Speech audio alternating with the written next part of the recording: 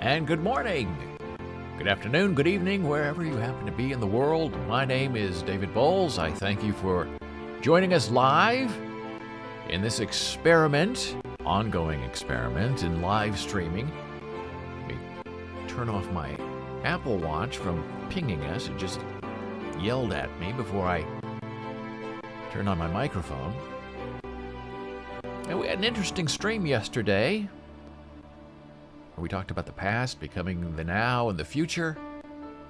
It gives us pause for reflections in relationships and how we deal with each other and the interesting things we find to discuss moving forward in a cogent world where we understand each other and we try to support each other and find our way home together. Even if we're going separate places, we can still bind our wishes and our goals together as a community.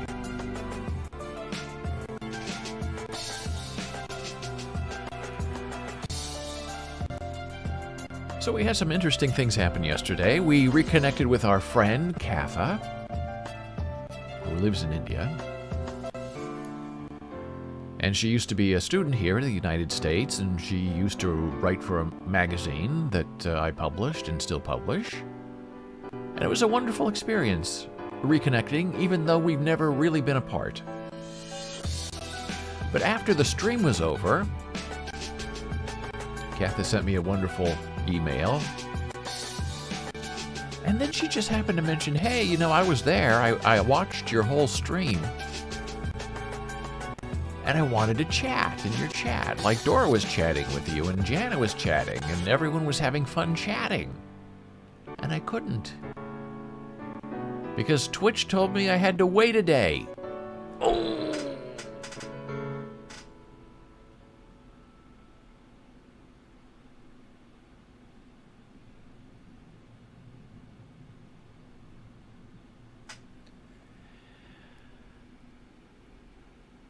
And I realized then, that is how the trolls get you, even when they're not here, even when they've been banned, even then when their accounts have been removed by Twitch, they still have an aftertaste and an after effect that bothers you even when they're long gone.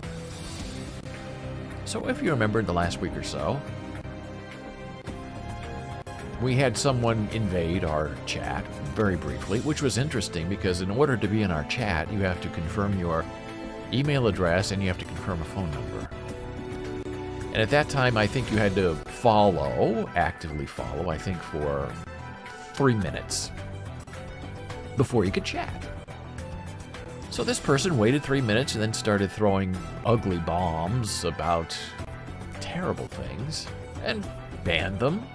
I don't know what the point of it was, but I guess some people get interesting thrills on things that I don't really understand, and I'm not sure I want to understand them.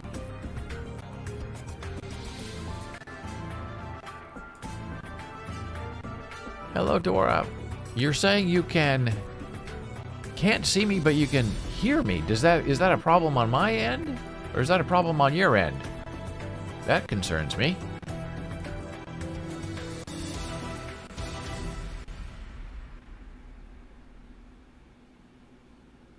So what I did to try to mitigate that kind of troll invasion into our delicious live chat is put a timeout. So the person would have to wait once they followed this channel and confirmed their email address and confirmed their phone number. They would have to follow this stream for a day. And I thought, oh, isn't that great? For a day, no one's going to be able to get in here and curse and make fun of people. And if they want to do it, they're going to have to wait a day. And then whatever they were going to try to say before in the previous day isn't going to apply in the next day because we talk about different things here. So 1 day is the perfect timeout. Well, as Uncle Mills used to say in Nebraska many years ago, well, Davy. Well.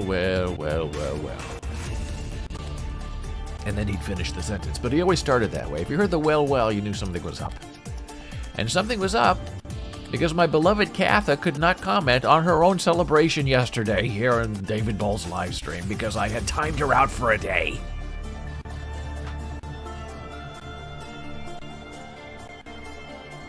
So who knows if Katha will ever be back, or if Katha will ever say hello, I don't know. But I apologized to her. I was heartbroken. And during the stream, she sent me the email, and during the stream, she commented on that tweet that I sent out that we wrote in the live stream together. So if during one of our blood pressure breaks I had checked my email, or if I had checked my Twitter feed, I would have seen, oh, look, there's Katha. She can't get in. Maybe I can fix something so she can join our conversation. Oh, Dora restarted. I'm so glad. That's the best thing. If you ever have a problem with something electronic, unplug it, plug it back in, or restart it. Now, sometimes restarting is not enough. Sometimes you have to shut down. And the way you force a shutdown is to unplug something. But if it's on battery, making it recycle or reboot gives you a clean, fresh install. Sometimes caches get messed up. So I apologize to my friend Katha, who couldn't join her own celebration yesterday because I had timed out the trolls. So the good people get burned by what the trolls do. Important lesson. So I went back in there and reduced it. So if someone follows us, they can come in here and chat within a certain period of time during the live chat. And if they misbehave, we'll ban them again. And I warned Katha. I said, hey, I'm going to talk about you tomorrow.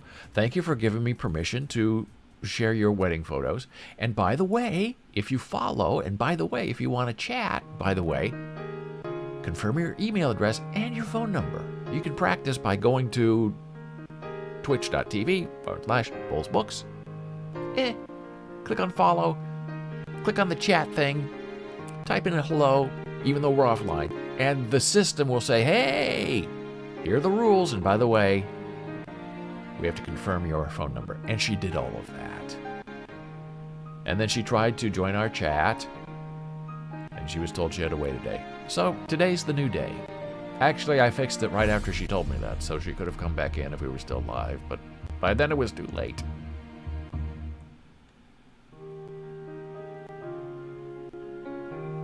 So, another thing happened right after that with Katha, and that is this.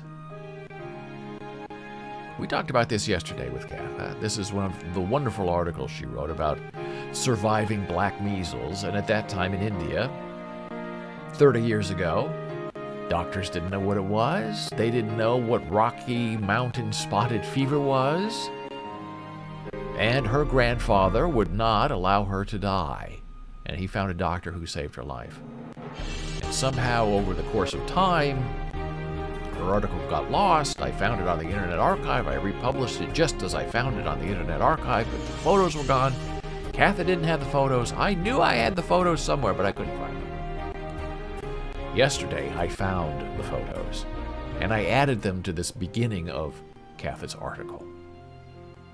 And I also emailed them to her, and she said, you just made my day, which was very lovely. So I'm going to show you these beautiful photographs of Katha. I think there are more, but these are the two that I always remember when I think of this wonderful article. This is the first one. Young, beautiful Katha. Oh, it's just glorious. Now, how could you lose that photograph? And it was lost for years. And then I found it. And then I found that one right away, and I said, I know there's a second one. There's a photo with her and her grandfather. I've got to find it. So I did a lot of different search terms. I found it buried in one of my archives. I've now placed it many other places, so I have access to it, and Katha has access to it now. And this is the photograph. The Savior and the Beloved. The beautiful child who was given a second chance at life. And she knew she had a second chance at life. Many of us think life is cheap. Many of us think life will go on forever. And Katha learned at a very young age that nothing is guaranteed in this life. So, righteousness restored. systems returned to normal. And as I was thinking about Katha and being online, I thought it was really interesting, pondering this conversation we had yesterday.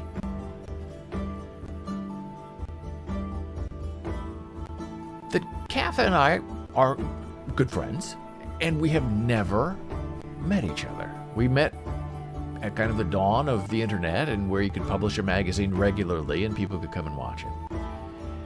And most of the people I've worked with online publishing, I have never met in person. Katha and I have never spoken on telephone. We've never done a video call. We just have, I guess, what is a virtual relationship via text, email.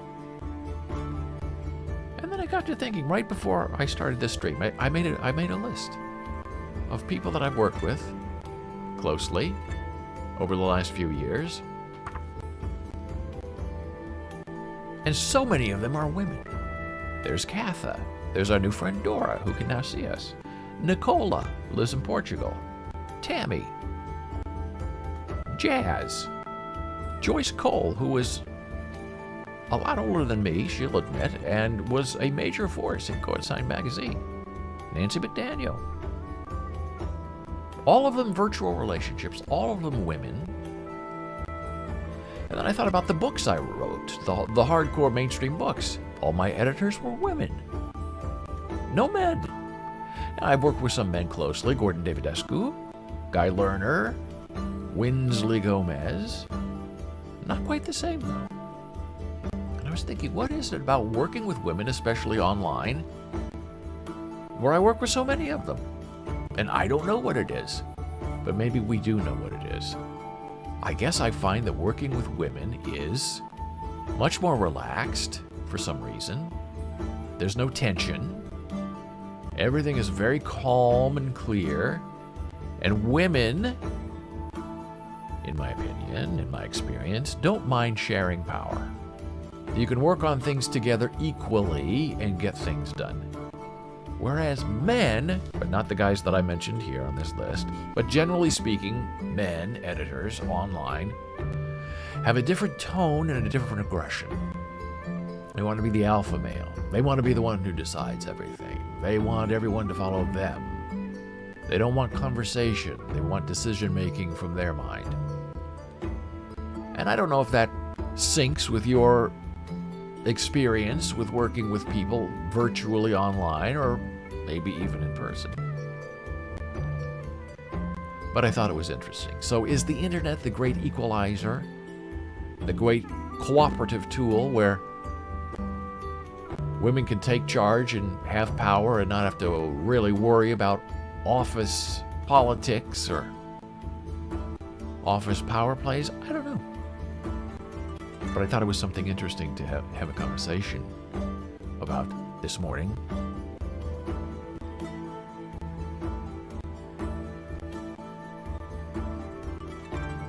Now, someone asked me, why in your live stream do you take such long pauses? Pause, pause, pause. There are a couple of reasons. First, I'm old, and sometimes I forget what I'm going to say. Second, I do try to have a game plan of what I want to talk about while we're here. And so I'm trying to remember it. I have notes, I have written notes, I have electronic notes, I'm trying to find them. Sometimes, more often, I am waiting for the stream to catch up with me. What does that mean? Well, there's a delay between me and what I'm saying and the Twitch servers, and then the Twitch servers distributing what I'm saying to the rest of the world. And we've counted that, and the delay is about 6 seconds. And in live chat, there's also an additional delay where someone types something, and I've tested this, and it takes about 2 seconds for that response to show up. And you can also manipulate that via a setting where you can have chat comments held for 10 seconds because of trolls and people who want to say nasty things. The bots can identify them faster, so they never even get published. So overall, there's about an 8-second delay between what I say and then what you see. So sometimes when we're having a conversation and people are saying things in chat, I can be speaking about one thing and then someone comments on it, and then I'm speaking about something else 8 seconds later, and then they're commenting on what I had just said.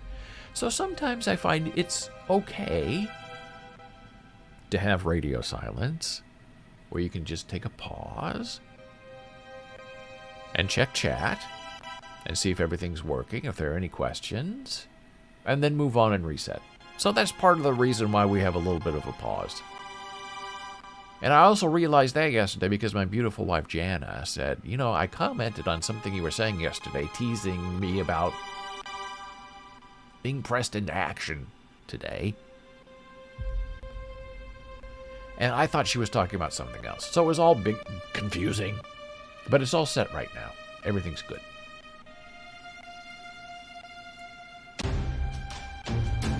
So when Janna is here, this is going to be interesting. When Janna is here a little bit later to give her ASL lesson, and she's going to talk about, I think, days of the week, events, and putting them on a calendar. It's very visual. It's very interesting. And she's going to go very slowly. You don't have to know American Sign Language to follow. So you can immerse yourself. We're going to turn off the music this time. Last time I turned down the music, but left the music playing, so Pretzel Rocks is talking about all these songs that you can't hear but are playing with the volume turned down during her during her no audio ASL presentation. And so she's going to be typing to you and teaching with you. And she's going to pause and go slowly so she can wait for you to respond to her if you have a question.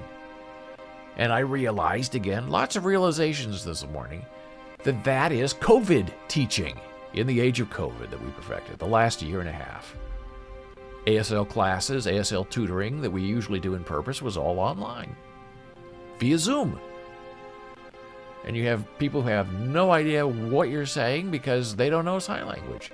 And so you ease them into it in the chat portion of that live video stream. She types, they ask questions, they answer, she says, this is what we're going to learn now. So this is an extension of that kind of learning and that kind of teaching, which I find delicious and delightful, and I hope you will too. So if you have questions, or you need a clarification, type it in chat, and she will respond. So also today, we have something new that I just want to share with you, because that's what we do, and play you a little bit of it, just to have a little bit of fun. We have a new Human Meme podcast episode that went live this morning. Rewarding obnoxiousness. We want to do good, but too many of us are obnoxious. You can go to humanmeme.com and take a look at this. Listen to this.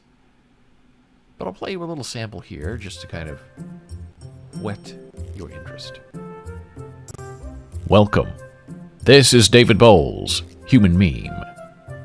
Today's topic, rewarding obnoxiousness.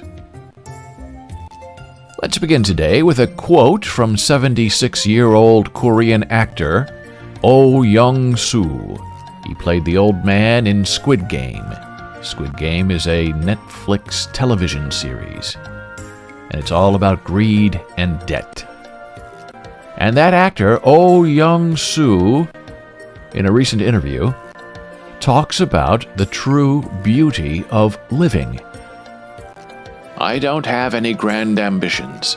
Big or small, I've received a lot of things while living my life. Now I want to leave behind those things that I've received. To put it simply, let's say you go to a mountain and see a flower. When we're young, we pick the flower and take it for ourselves. But by the time you reach my age, you leave it there, exactly as it is, and you go back to see it again later on. It's the same with life. leaving things exactly the way they are. It isn't easy. Well, my human meme friend, how? Well, there you go. There's a little teaser. Now, if you have been an early proponent and supporter of this lovely David Boles live stream, you will remember 3 weeks ago, we wrote that script for that Human Meme podcast together right here. You were part of it. History making. So we have like a 2 to 3 week delay between recording, writing, publishing podcasts before they're released. And if something interesting happens or there's something time of the essence, we break those rules and do a podcast and get them right up. But that's the profit of being able to share your ideas and entertainments with your good friends online. So I'm always interested in social justice and moral justice. And there are two really terrible court cases going on right now in America. And they're both about morality and the law. And people go to court to enforce a morality. Someone has wronged you and you want money, or you've done wrong and the state wants to punish you for being immoral. And the people who sit in judgment in the jury are the ones who decide if the act is immoral enough to cause a fine or to lose a life or to cause imprisonment. And the law, like it or not, is emotional. When you go to court, emotions are in play. They try to address your intellect, they try to be restricted by the law, but if you read a lot of these law briefings, they're very emotional and very dirty. So we have this guy, Kyle Rittenhouse, shot people with his big assault rifle. Guilty, not guilty, self-defense, no self-defense. A couple people died, a couple people injured, 3 people died, I don't know. And then you have another case down south where a couple of white guys ambushed a black jogger and killed him. And in watching both of those trials unfold, you'd see really how ugly the human condition is. There are not great people on both sides. It's all kind of disappointing and filthy and dirty. And you wonder what kind of justice is going to be served. I mean, in either case, it goes one way, it goes the other way. There's a lot of unresolved, unprovoked morality that is not going to be desired or presented as an example. And the experienced people will say, well, that's the law. The law is messy. The law is dirty. But the law is not really supposed to be like that. The law is supposed to be cut and dried. We don't kill people. And then we have the whole series of buts. But if I feel danger, I can shoot back. Oh, if I'm defending my land, I can shoot back. Oh, if I perceive danger, I can shoot back.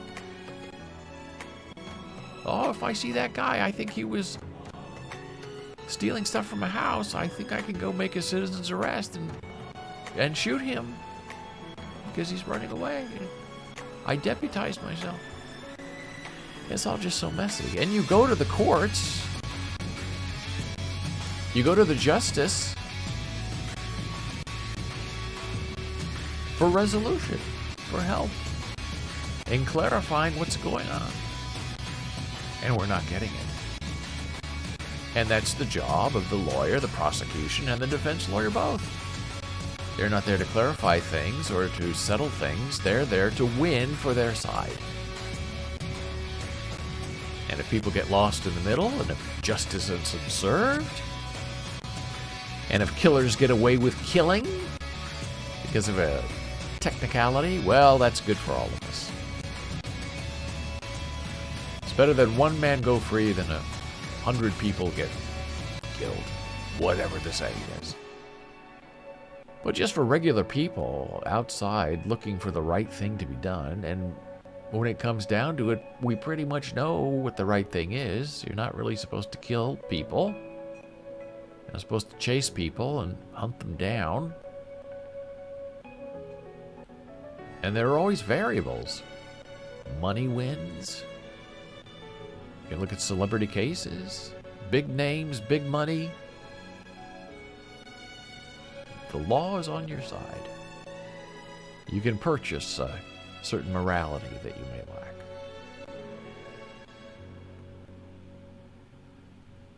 And who serves time and who goes to prison and who cleans up in the jails? The people who probably are disadvantaged.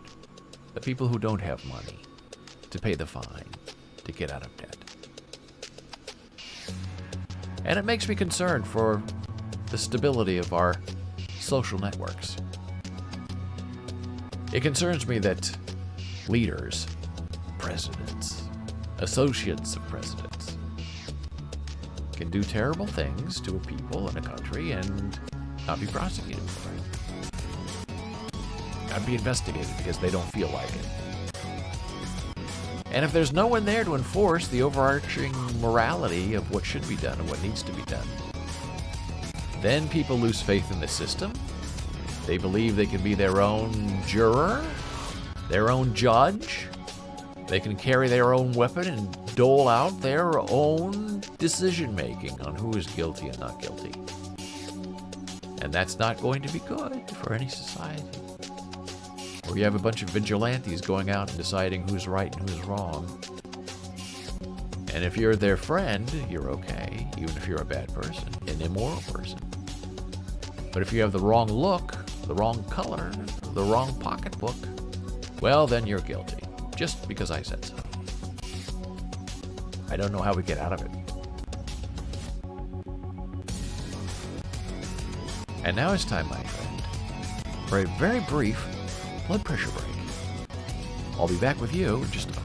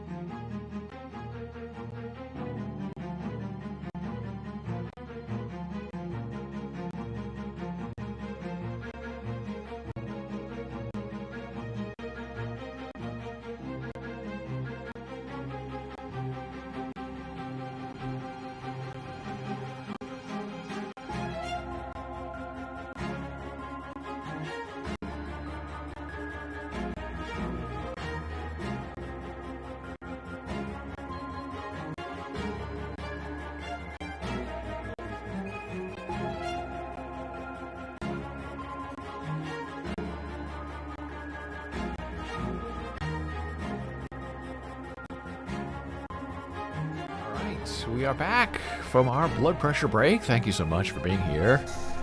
David Boles live as I try to adjust my chair and I'm not having any success.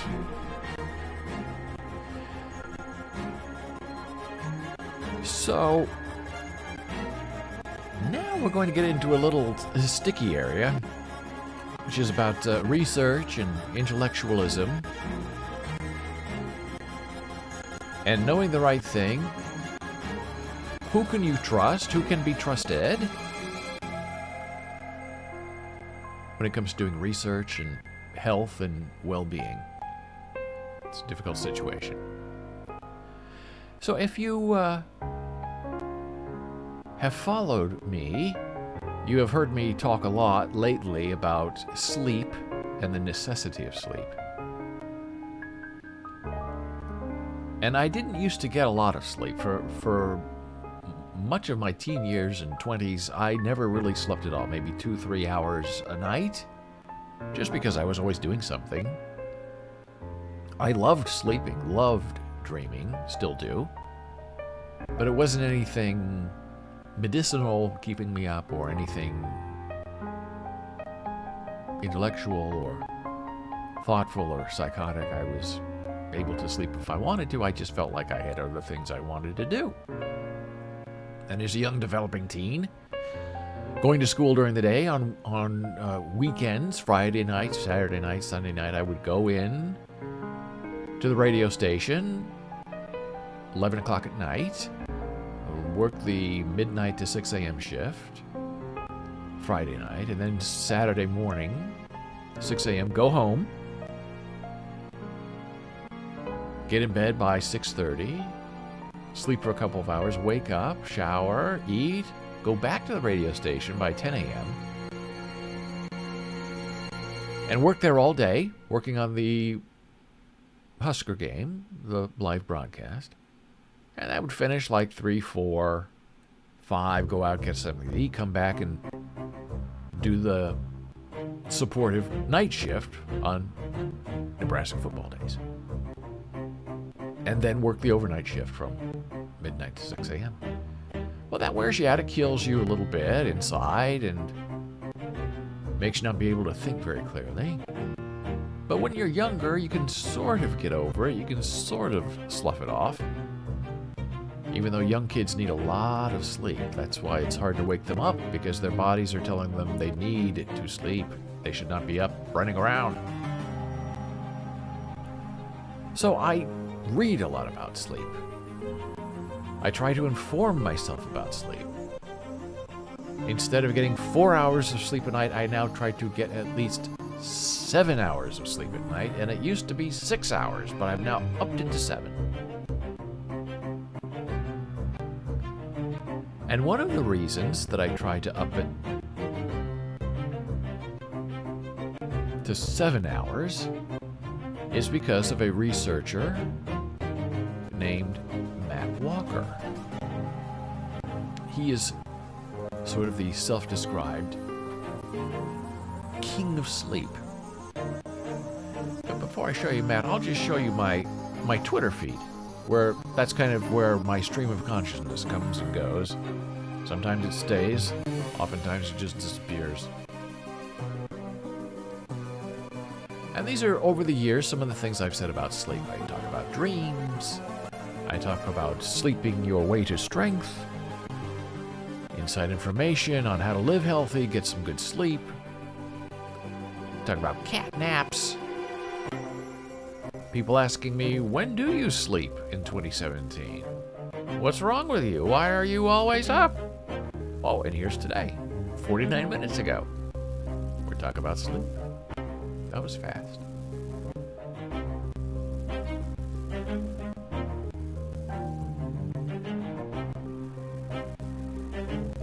So, when we talk about sleep, we look to experts, people who know more than we know. And I found this guy through a doctor that I follow online. And this doctor supports this guy. Later came to know that they're pretty good friends, which I think should be disclosed right at the beginning of any interesting relationship you have with someone. where money and reputations are involved. So this is Matt Walker, his public-facing faculty page. He's on the faculty of Berkeley, California, Berkeley University, in the Department of Psychology.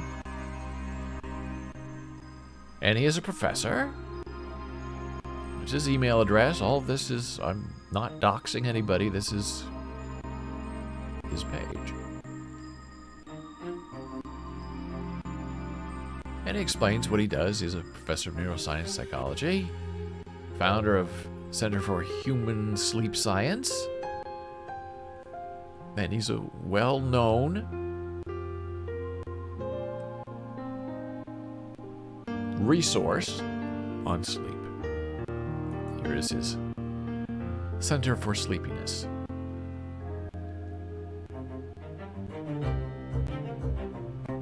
I guess that's his personal page. I'll show that to you later. I had it written somewhere else. So this is what led me into the deep sleep of Matt Walker, PhD. Walker, Texas Ranger.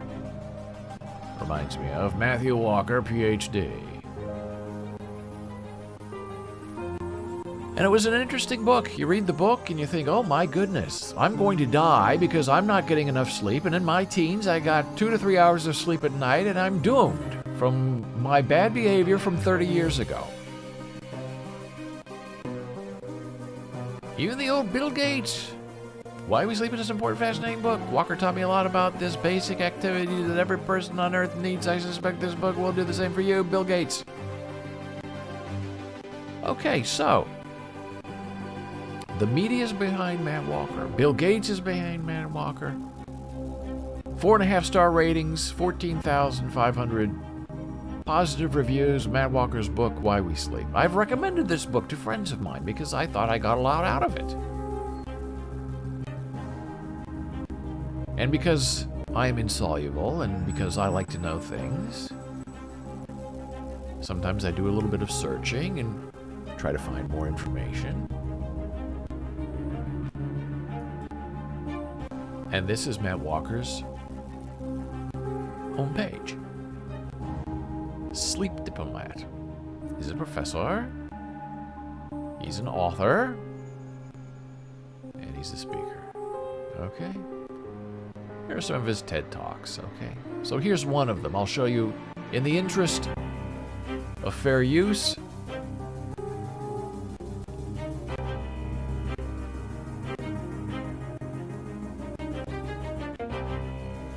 I will show you just a bit of this TED Talk. Thank you. I said she loves to sleep too, but noticed that since COVID and getting involved in art, I've gotten less sleep. Well, Dora, we got news for you. It's coming up. So, Matt Walker has a fun accent, and mainstream media in America loves an expert with an accent. He's charming, good-looking guy, funny, grabs him by the balls, as you might like to say, because that's exactly what he did at the beginning of that conversation, talking about men's testicles. Didn't talk about women's ovaries next, which I would have done, just to be fair and organic. So he's a charming guy. He's mainstream. He has a book. Everyone loves to talk about sleep. NPR. Matt Walker, why is it essential to make time for sleep? It's an interview with Matt Walker. Okay. There you go. Everything you'd ever want to know about sleep, Matt Walker's going to tell you. So far, so good. So far, we're okay. So far, we're interested. Oh, Matt Walker. What a great guy. And then maybe you do an internet search on Matt Walker and sleep, and you go past the first page of the search results and the second page, and you come upon what I am calling Matt Walker's worst nightmare.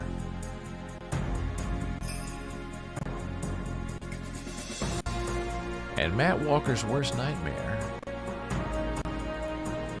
is named Alexey Guzey. He's Russian. He's a young man. Who is he? He's a very curious young man who cares about getting things right. And this is his webpage. This is who he is about. Right here. Tells you right here. He talks about his intellectual influences. He talks about metascience, biology, and philanthropy. If you want to learn more about him, right up front, he talks about his favorite movies. He talks about being a college student. He talks about his depression. He talks about friendship. He also has done lots of interviews in English and in Russian. So what has Alexey Guzey done?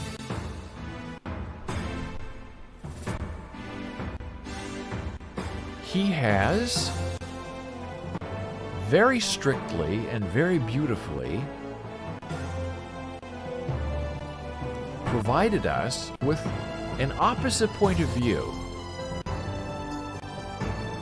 on Matt Walker and his book on sleep.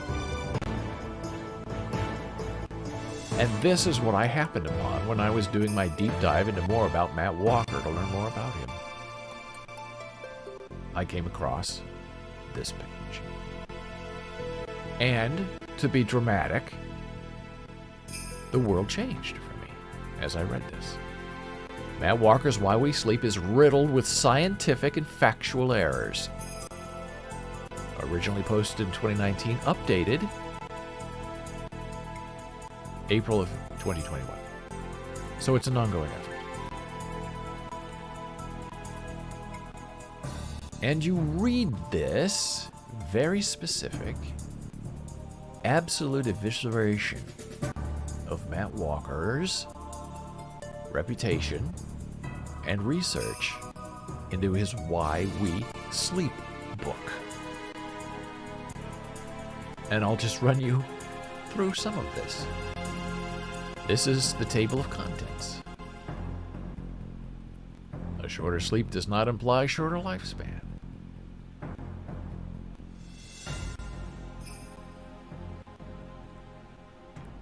And all these are links that go to more information. So if you go here, you click on this, which is really on the same page, but we'll keep going. So this is Alexey taking on point by point Matt Walker's book. The introduction.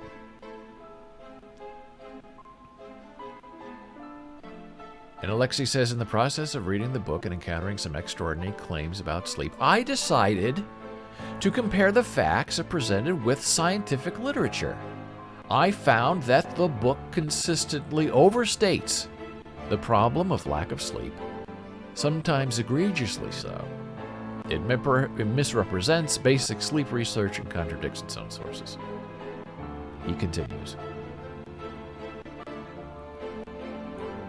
In one instance, Walker claims that sleeping less than, should be fewer than, 6 hours or 7 hours a night doubles one's risk of cancer. This is not supported by scientific evidence, and he provides your information. In another instance, Walker seems to have invented a fact that the WHO declared a sleep loss epidemic. In yet another instance, he falsely claims that the National Sleep Foundation recommends 8 hours of sleep per night and then uses that fact to falsely claim that 2/3 of people in developed nations sleep less than, fewer than, the recommended 8 hours of nightly sleep. Yes, Dora, we're going to find out what happens about science. So point by point, word by word, it is a slow flaying of Matt Walker, his reputation and his research. And here's all of the evidence that he goes and that Alexey shows you about what's happening. Sleeping less than 6 hours does not double your risk of cancer. On page 3, Walker writes, routinely sleeping less than 6 or 7 hours, doubling the risk of cancer. This is false. Walker does not cite any studies that support this assertion anywhere in the book. There do not appear to exist any experimental studies or studies that would reasonably be able to establish causality that would support this claim. Even when the epidemiological evidence, which you should almost never use to claim causality, disagrees with Walker's assertion. For example, a systematic review of 65 studies from 2018, which involved 1 million participants in 86,000 cancer cases, found that neither short nor long sleep duration was associated with the increased risk. And here is the table that proves that point. So who's the expert here? Matt Walker, PhD? Matt Walker, Texas Ranger, Berkeley, California? Or Alexey Guzey, who didn't seem to enjoy college that much and who has a web page where he publishes what he finds out and researches. So this was my beginning of a wake-up call that maybe what I read was not true. And I have been raised and trained by very smart and interesting people to not always believe what you read. And sometimes you get a little fooled. So this just keeps going on and on and on and on. Interlude. No, you cannot randomly cite 2,000-page long books and hope nobody will read them. On page 6, Walker writes, every species studied to date sleeps. This is false. At least according to Walker's own source when making this claim, he cites the Encyclopedia of Sleep, which turns out to be a 2,736 page that costs $2,000. Fortunately, Walker tells us that we should search for this information somewhere in Volume 1 or the first 638 pages of the book. Anyway, page 38 reads, it now appears that maybe many species reduce sleep for long periods of time under normal circumstances, and that others do not sleep at all in the way sleep is conventionally defined. Alexey goes on, sleep will not kill you. No, the World Health Organization never declared sleep loss an epidemic. It's very soundly supported. The potential harm done by the Walker book. And Alexey argues, first, Walker's misrepresentation of sleep deprivation therapy is likely to make many people with depression avoid this potent and largely safe treatment option. Second, imagine that a 20-year-old who naturally needs to sleep for 7 hours a night reads Why We Sleep, gets scared, decides to spend the full 8 hours in bed every day. Then, assuming that they live until 75, they will waste more than 20,000 hours or more than 2 years of their life with uncertain long-term side effects. And then he talks about a person who thanks him for the research he did. The conclusion, we have no idea about the optimal long-term sleep duration and its effects. All the evidence we have about this in the form of these essentially meaningless correlation studies. But if you're going to use bad science to guide your sleeping habits, at least use accurate bad science. Then acknowledgement, citation. Well, this just was so thorough and so awful and so mind-blowing that I really didn't know what to think. Although I did know what to think. Oh, and then he goes on to copying and pasting papers, plagiarizing his own work. It's what it appears. The Lancet papers on the left, New York papers on the right. Identical text is highlighted in red. Image created with the help of copy leaks. Arguing that it appears Matt Walker is citing his own sources to give himself authority. Common objections. Walker is a professor of psychology and neuroscience at Berkeley. Who are you? Well, I'm Alexey. I have a Bachelor of Science in Math and Economics. During my undergrad, I took 2 years of statistics. So there are people who are attacking him and accusing him, and what do you know? He's Matt Walker, Texas Ranger, Texas Sleep Ranger, and who are you? You're nobody. You're some Russian kid who didn't enjoy college.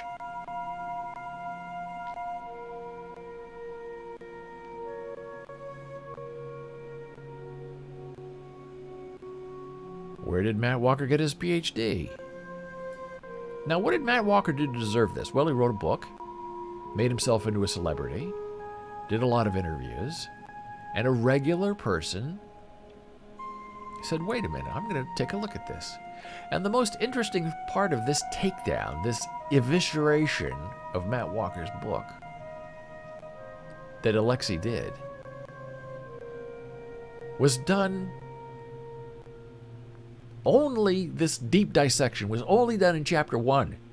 Alexey read the whole book, but he said, why would I take apart the whole book when just reading chapter 1, I found all these problems with it? What's the point of it?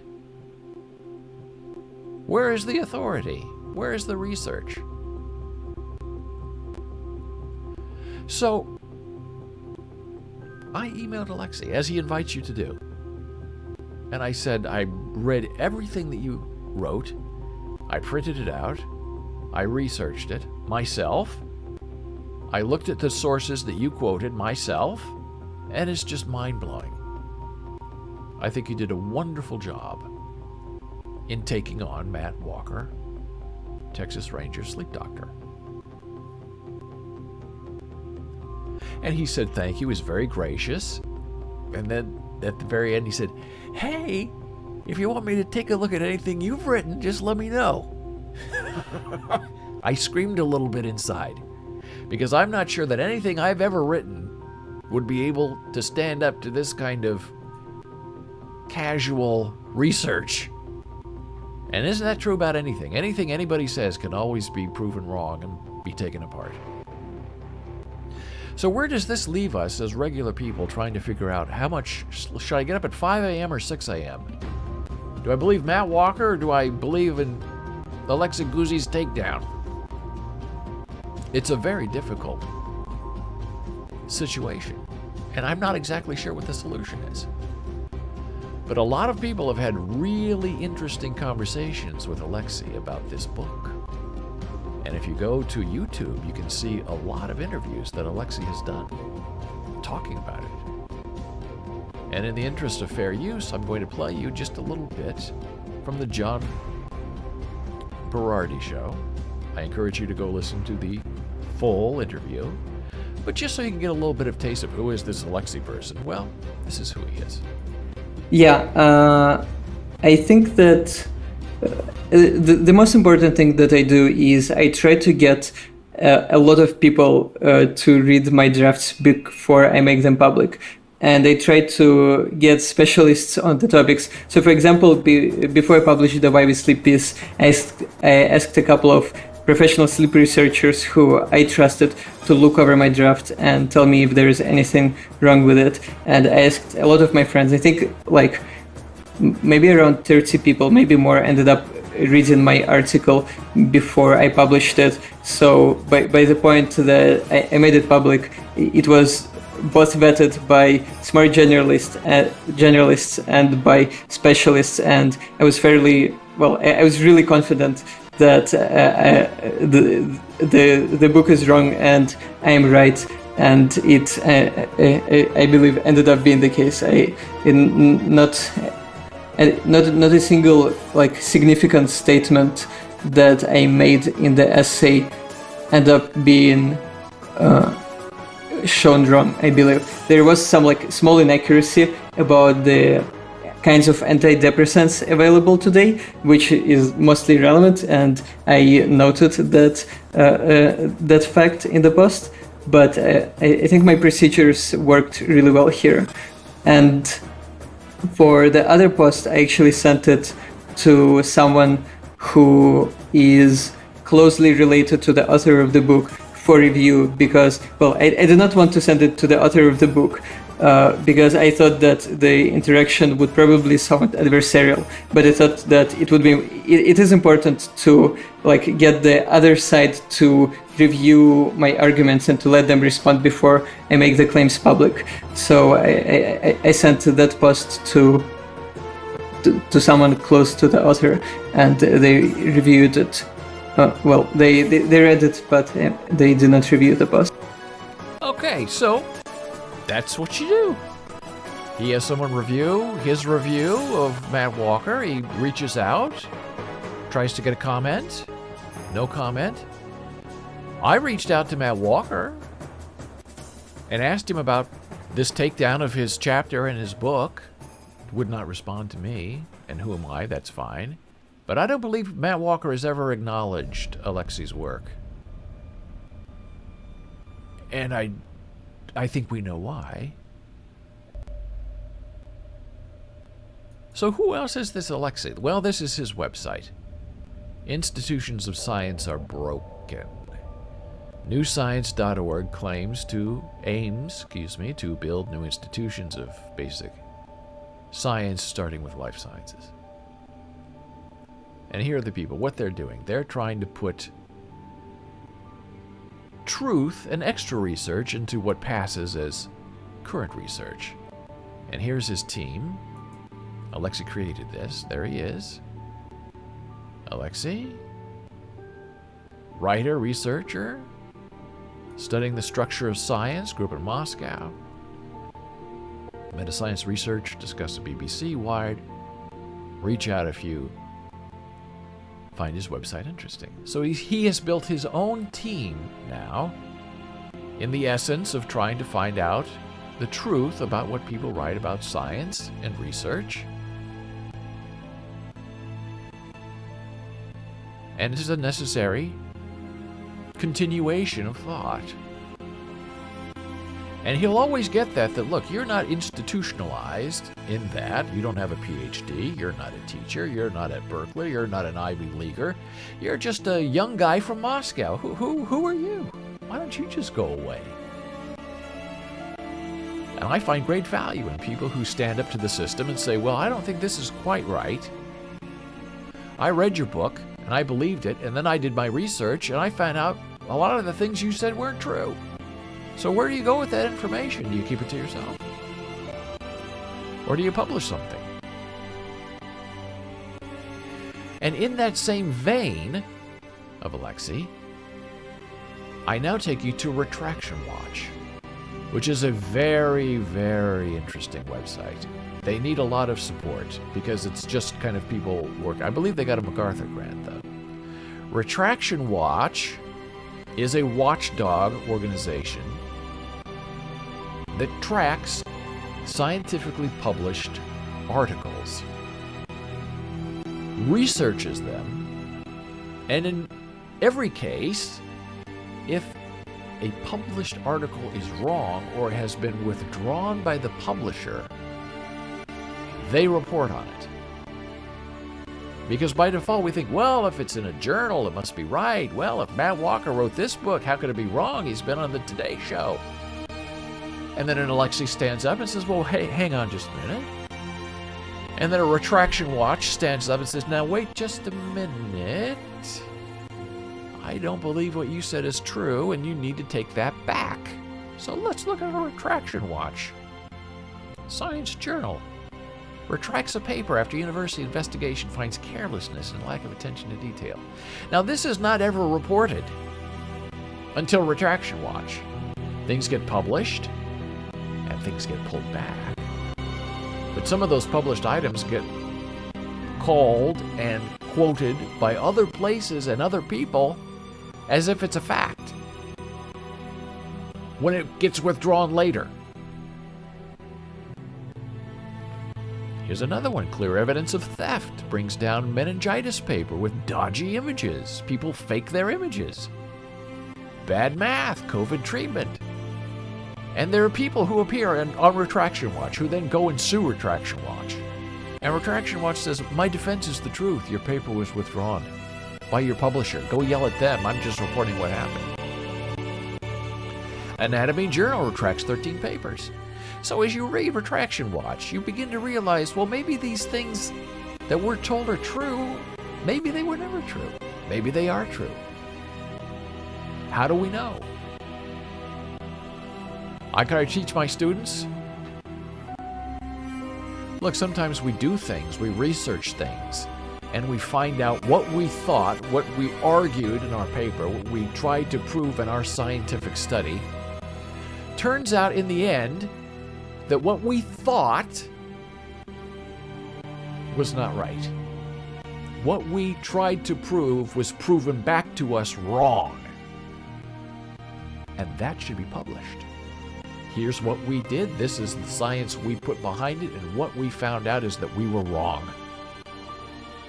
But publishers don't want to publish things that are wrong or that are proven wrong. They want to publish right. They want to be on the side of knowing. They want to be on the side of expansion. Well, sometimes to learn you have to contract a little bit.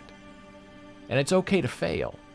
It's okay to say we thought we had a theory about this, and we did this study with 1,000 people, and it came back null. Fix it. Just like when we talk about these chess puzzles that we do every so often, where the goal is to checkmate the other king. Why can't a puzzle be just the opposite? How can you protect your king from this assault that's coming to you? And you win the puzzle by moving a few pieces where your king is now in safety. That could be a puzzle too. But if you're checkmating somebody, well, there's no coming out of that because it's over, it's checked. Well, if you did research and you found out that you need 5 hours of sleep instead of 6 hours of sleep, and we definitively proved it, well, there you go. Well, we did a study and we needed 10 hours of sleep a day, and it turned out not to be right at all. Well, let's put that out there too. They don't want to do that. They want stars. They want decisions. They don't think that we, the mind-numbingly middle-of-the-road people, can handle saying, well, it could be both ways. We really don't know. They want science to be definite, and science doesn't know anything. That's what we know. Ivermectin COVID-19 study retracted. Authors blame a mix-up. So we have one hand, this is true, this is not true. We have arguments between Matt Walker and Alexey, and we have Retraction Watch, and Retraction Watch is being sued for reporting the truth. And then something like this hits. Harvard. Earlier this year.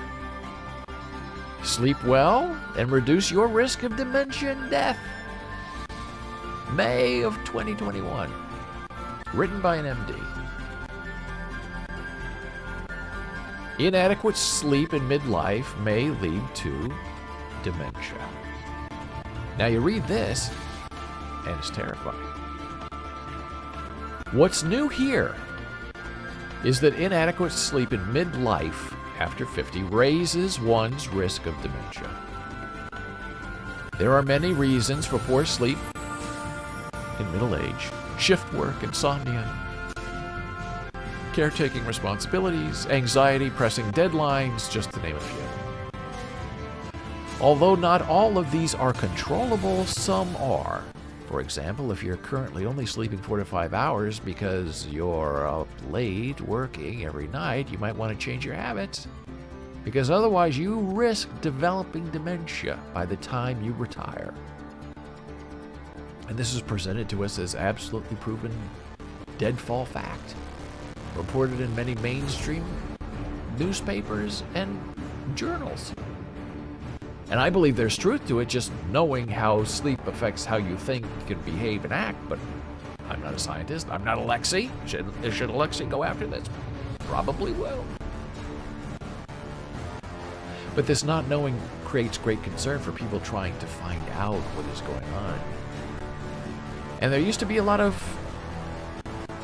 toughness, especially in younger people, saying, I'll sleep when I die. But as long as I'm alive, I'm going to keep going. Well, what are you going to do if you don't sleep and you get to be age 50, 55, 60, and you start getting dementia because your brain didn't ever get a rest to clean itself? So he did a little more research on this same thing. Here we go. National Institutes of Health. April of 2021. Lack of sleep in middle age may increase dementia risk. And you read this, and you're absolutely terrified. Researchers examined data from nearly 8,000 people in Britain, starting at age 50. Participants were assessed on a wide variety of measures, including being asked on 6 occasions between 1985, a long-term study, and 2016, how many hours they slept a night. To assess the accuracy of this self-reporting, some of the participants wore accelerometers to objectively measure sleep time, meaning if you're flat on your back, this is how Apple Watch works. If you're flat on your back, and then you get up to go to the bathroom or you move around, you're not sleeping. Over the course of the study, 521 participants were diagnosed with dementia at an average rate of 77. So there is the danger. You're 50 years old, you're working, you're in the prime of your life, you cannot sleep, coronavirus is all around you. And you think, well, what can I do? I can't sleep. So you don't sleep like you should. And then you hit age 77, and you're done. You have dementia. Can't take care of yourself. So it's probably better to err on the side of getting a little more sleep than not getting enough sleep. But how many hours is enough?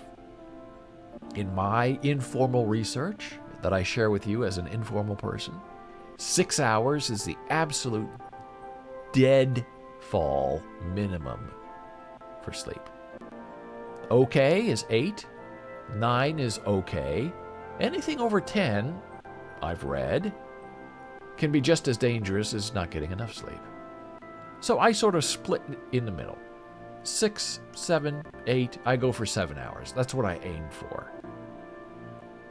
And sometimes it's earlier than that. Sometimes I only get 5.5. Sometimes I'm lucky enough to get 7.5 hours of sleep. So it's not just in the knowing, it's in the doing. And these can be very difficult times for us all. So, we know where we started.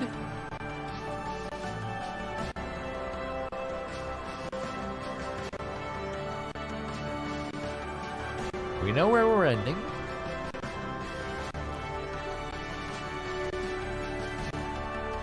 We know what's in between. And we know what's new and what's coming for us. And that is where we are. Where do we go? Who do we trust? How do we know we're going to get out of this alive? How do we know we're going to get out of any of this without causing great distress? It's a very disturbing and cautious tale of trying to remain healthy and wealthy and wise and not go into dementia just because you're not getting enough sleep. And even artificial sleep with medication can do great damage. So we've opened this conversation, and I'm very interested to see what you might like to say in a future conversation. So please let us know. Now we're going to take a brief break, and then we're going to be back with Janna Marie, who's going to give you a wonderful sign language lesson.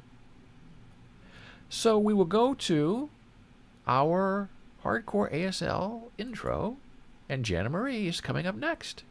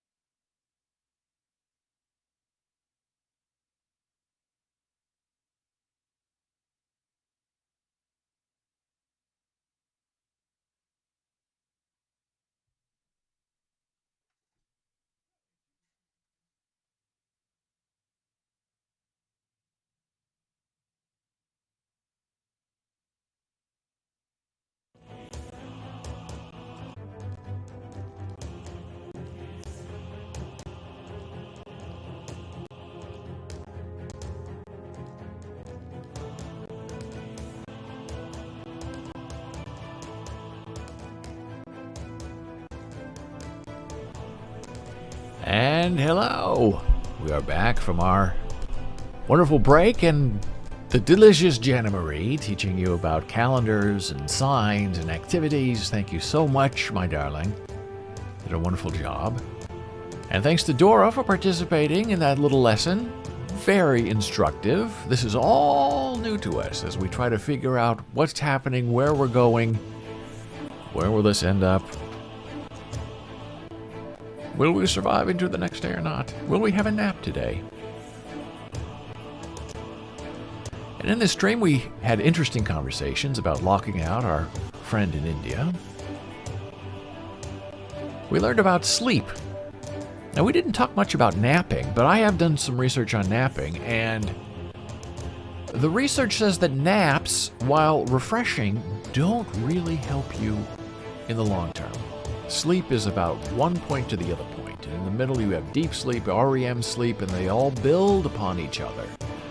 So getting 4 hours of sleep a night and then saying, I'll make it up later with a 2-hour nap, does not help, does not make any difference. It has to be a continuous line of sleep for the way that the brain processes and cleanses itself. And we wondered about people who have PhDs after their names, and people from Russia who don't have a PhD, and PhDs who get their work retracted. That leads us to the bigger conversation of COVID-19, and people with MD after their name and PhD, and they're all arguing with each other. Oh, it's not that way, it's this way. Oh, we need this protection. No, we don't need that protection. And when it comes down to it, it feels like nobody knows anything about anything anymore. And that's dangerous where we have the loss of expertise, a loss of a trusted source. But it does put more responsibility on us as people in the world to do our own research and to try to find out the truth. And unfortunately, we have to rely on pre-established pathways of learning in order to find the end discovery of the truth. Meaning, if you don't have Google, you're going to have a hard time in many cases doing some research. You can use a competing research portal, EBSCOhost, go to a university, do searches on your own. But there's no way that everything we know has been cataloged and purchased and put into a database and for easy searching. It's much easier to find out this theoretical truth now than it was 20 years ago, where you had to go to the library and use the Dewey Decimal System to try to figure out what's going on and where you can find it. You don't have to wait anymore to find out the truth, ordering a book or checking out a magazine to have it read. You can just find it online electronically and parse it yourself and make a photocopy and a PDF and search it and make it searchable. And so we know a lot more today than we knew even 10 years ago. But that doesn't mean that what we know is right. That doesn't mean what we know can be proven right tomorrow. I guess we just try to get by and do the best we can with the horse sense that we have left.